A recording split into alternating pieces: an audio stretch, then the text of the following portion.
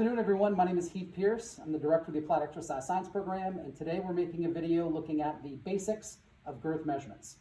The first site we're going to assess today is the arm. The arm measurement requires us to make a mark that is halfway between the electron process and the acromion process. So I'm going to have you turn around back for me here. We're going to take a look at the elbow, have him flex the elbow to 90 degrees. From here, we're going to identify the electron process. We already have permission. I'll be palpating across the spine of the scapula to identify the acromion process. From there, we take a measurement, and I need to go half the distance between the two. He's at 16 inches. So the halfway mark is going to be 8. I'm going to make a mark on either side of the tape and make sure that I fill that in so you'll be able to see. This is the height of the assessment for arm. From here, I'm going to ask him to relax the arm back down to the side. Palm will be facing forward, and we need to make sure that there is space between the tricep and the lat, so we're not going to be squishing a sample.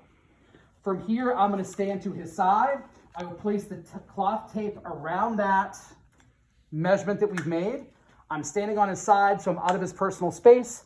I will apply pressure with our tension-regulated tape to the red line. He is at 13.5 inches. I'll let that relax back. So that's the arm measurement. I'm going to have you rotate forward for me. We're going to move down to the forearm. With the forearm, it does require me to make sure that I take my fingers around the lowest portion of the arm, the wrist, and I will periscope up to the elbow to identify the widest region of the forearm.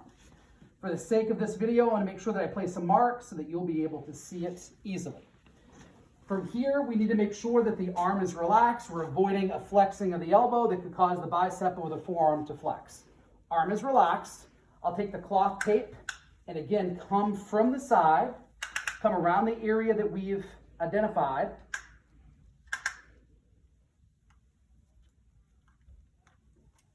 Come to the lateral view, and I want to make sure that we can get this on the camera. I'm pulling to the red tension line. He is at 12.25 inches. We need to measure to the nearest 5 millimeters or 1/4 inch, depending upon whether you're using inches or centimeter side. So now we've done the two extremity measurements for the upper body. We're going to move to the torso. So I'm going to ask you to elevate your shirt for me. And the first site that we're going to assess is the waist. The waist is the narrowest point between the umbilicus and the xiphoid process. So with Kevin's left hand, I'm going to ask him to palpate up his ribs and get to the soft spot of the rib, the xiphoid process area, and we'll put a mark here. So the next thing we need to do is to identify the umbilicus, which obviously we see here on either side. We need to go the narrowest point between these two. So that will require you to get in front of your client, your patient, your athlete, and you're trying to identify that natural narrow point. We want to measure at the narrow point, but instead of kneeling down in front of the client, which may make them feel uncomfortable, we're going to take the measurement at the side. So again, I'm going to open up my cloth tape. I'm going to be using inches again. I'm going to come across that narrowest spot between the two areas. I want to make sure that the tape is on the same plane. I don't want to have the tape higher or lower on one side in comparison to that of the other. I also want to make sure that the tape is not going over any clothing. So I'm making sure to have it untucked from the shirt. And again, I want to make sure that you can see this, but I'm pulling the tension regulated tape to the red mark. He is going to be at 33.25 inches. Again, as we're thinking about that, it's a longer measurement, so it's important to make sure that we are not off level. The next site that we're going to do is the abdomen. The abdomen is going to be going right over the area of the iliac crest and the level of the umbilicus. Okay? So what we're going to do here, he's going to keep his shirt elevated, breathing naturally as we're going through the activity, try not to hold his breath. I'm going to come across, again, the side perspective. I'm going to make sure that I'm staying on plane, and if I need to, Kevin, what I'm going to have you do is to hold your finger here so the tape doesn't move. Get the tape level. I'm now looking across the back, making sure there's no waistband tucked in to the side. From here, I apply pressure, and we're going to be right at the 35-inch mark. So the next measurement is going to be the buttocks hips measurement. This is the first measurement where we're concerned with the client, the patient, the athlete, bringing their feet together. So I'm going to have you bring your feet together for me. Here we go. We've already made sure there's nothing in the individual's pockets, but I want to make sure that his shirt is elevated to the point where I'm not going to be measuring over that tissue. Okay? From here, again, with permission, I'm trying to identify the widest portion of the hips. And if you can rotate to the side here for me, I need to be at the maximal circumference of the buttock region as well. So we're making that identification of where we need to be. Again, I'm letting the client know that I'm going to have to reach around their body. I want to make sure that I extend the tape to get to a position of where I can take the measurement at the side of the body.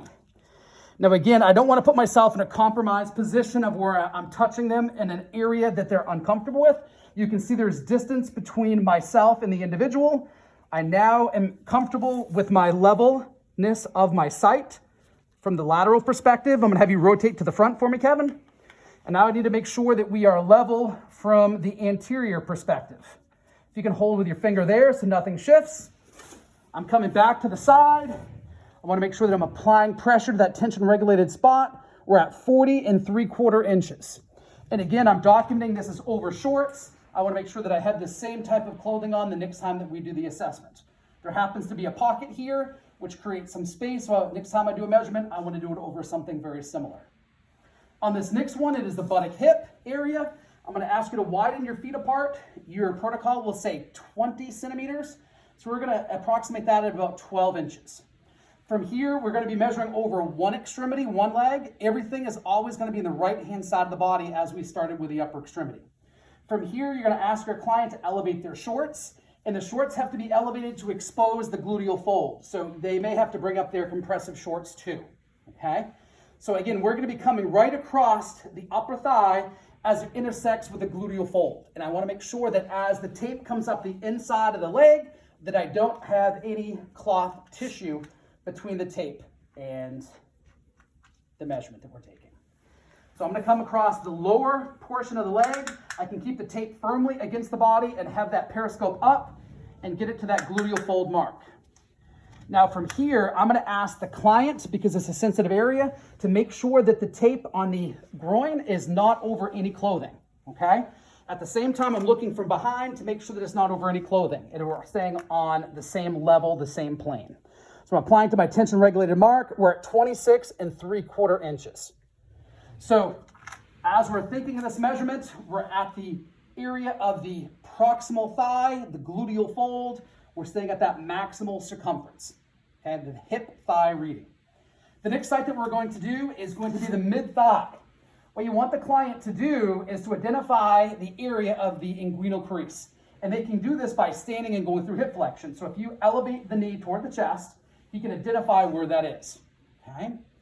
Or you can have your client simply place their foot up onto a stool with their knee at 90 degrees. We know where they're flexed, and we can ask them to take the cloth tape and place it at 0.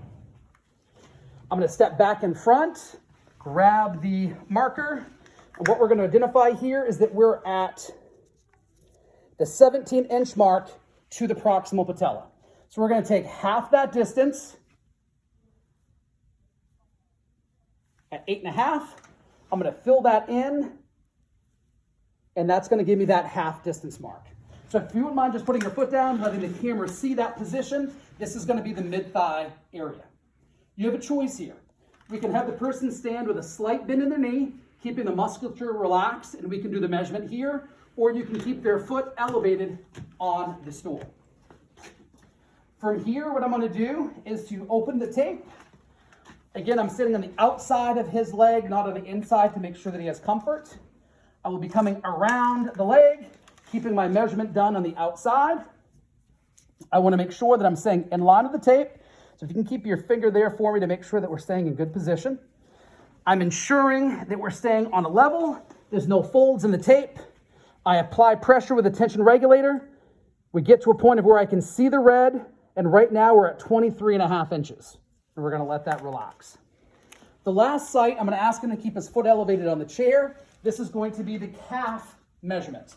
For the calf measurement, I'm going to come down onto a knee, to a kneeling position. I'm going to overlap my fingers around the ankle. I'm going to periscope up until my fingers reach their maximal circumference before they start to go back to a narrower position. I'm measuring the largest circumference between the knee and the ankle. So again, I'm going to periscope up, get to that position, and what we'll see here is at the maximal circumference, this is going to be my site. Again, I do not want to kneel in front of the individual. I'm kneeling to the side. We're going to make sure that the tape is open to a point where I can extend across the area that we've marked. Kevin, if you wouldn't mind just placing a finger there to make sure the tape doesn't move. I'm making sure that we're staying on a level. I'm just going to elevate this slightly. There we are. Make sure that I come up on this side. Make sure that everyone can see. I'm going to my tension regulated area. We're right at 18 inches. And let that relax back. So just in a quick recap, as we're thinking about girth measurements, we need to make sure that your client's not going through any isometric contractions. They're standing comfortable. They're breathing comfortable. We're always pulling to our tension regulated mark so they're not over tightening or loosening that area. Make sure you always have permission to touch or palpate. Thank you very much for joining us. Have a great day, Nor'easters. Thank you.